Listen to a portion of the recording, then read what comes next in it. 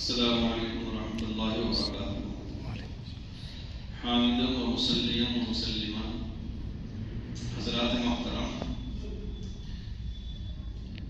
مسلمان بہت سے ارکان کا پابند ہے، بہت سے بنیادی چیزوں کا پابند ہے جس کے بغیر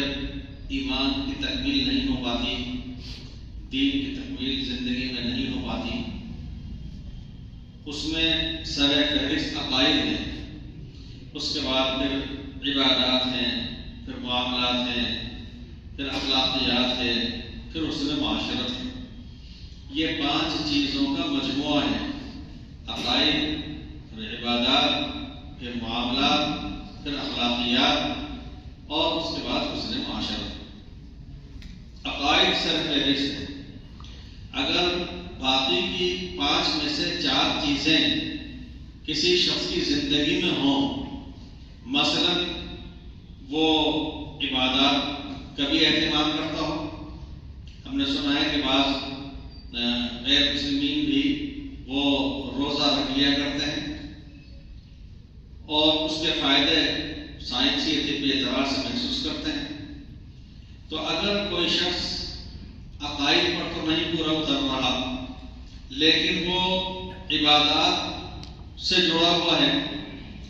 اس کے معاملات بالکل صحیح ہیں، لین دین اس کا بہت اچھا ہے، کسی کا حق اس پر باقی نہیں ہے، یہ اپنا حق چاہے چھوڑ دیتا ہے لیکن دوسرے کا کسی کا حق نہیں دباتا، اس کی زندگی میں معاملات کی لائن سے شعبے سے تمام چیزیں بالکل صحیح ہیں، قابل تحسین ہیں،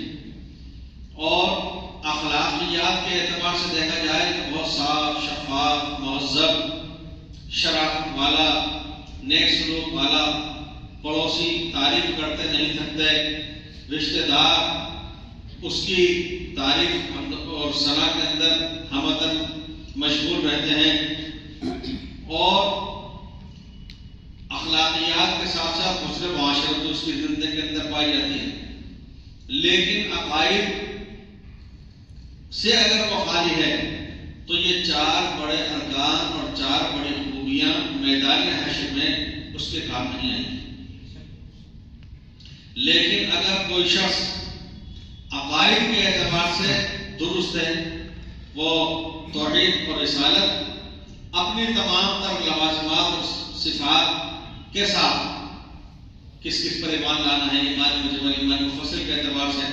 ان تمام چیزوں کے ساتھ جو عقائد سے تعلق رکھتی ہیں، اگر کسی شخص کے عقائد بالکل درست ہیں، اگر اس کو اس کی زندگی میں وفا نہ کی اور اس کو موقع ہی کسی اور عمل کا نہیں آیا تو بھی وہ کامیاب ہے، بامراد ہے،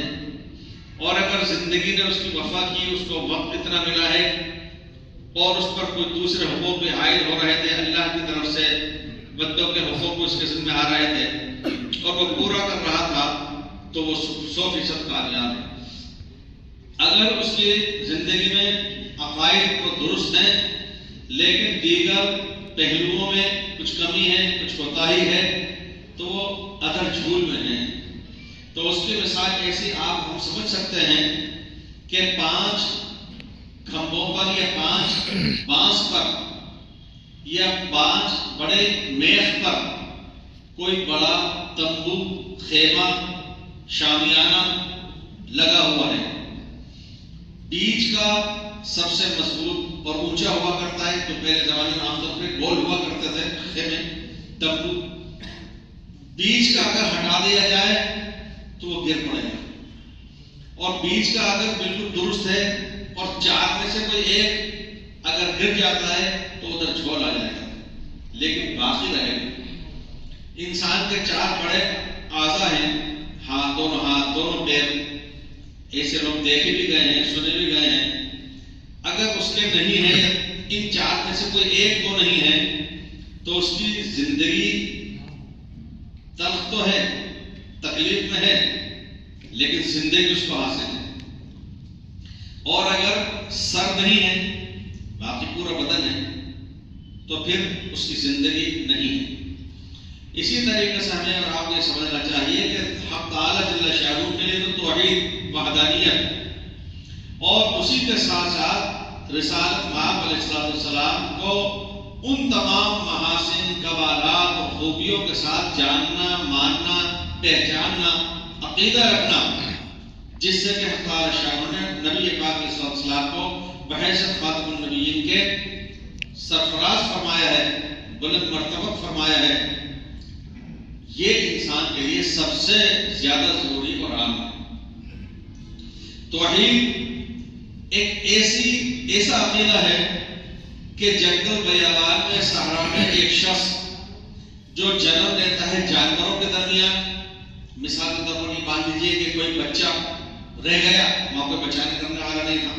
جیسے کہ ایک واقعہ ہے بھی ایسا کہ کشتی کے اندر سب ہلاک ہو گئے، ایک ماں تھی، اس کے ہاتھ سے بھی بچہ رہ گیا، بچہ تو بچ گیا، ماں بھی ختم ہو گئی۔ تو ایسا کوئی مان لیجیے، تصور کر لیں خیالی اعتبار سے، جنگل بیابان میں ایک بچہ وہ پرورش پاتا ہے، بڑا ہونے کے بعد وہ شرک نہیں کرے گا، شرک کرنا تو اس کو سکھایا جاتا ہے، تب جا کر شرک، جس کو حدیث پاک میں کہا ہے ابواہ جو حق دانی اور یونسرانی اور یومجسانی، کہ اس کے ماں باپ آگے چل کر کے اس کو یہود بنا دیں یا اس کو نصارہ بنا دیں یا اس کو مجوسی بنا دیں، تو شرک تو سکھائے جانے پر کوئی سیکھتا ہے اور کرتا ہے۔ وہ جنگل کے اندر تنہا تنہا وہ شخص جو جاہل پر گنوار ہے، لیکن وہ شرک نہیں کرے گا، اس لیے کہ اس کا ذہن دماغ جو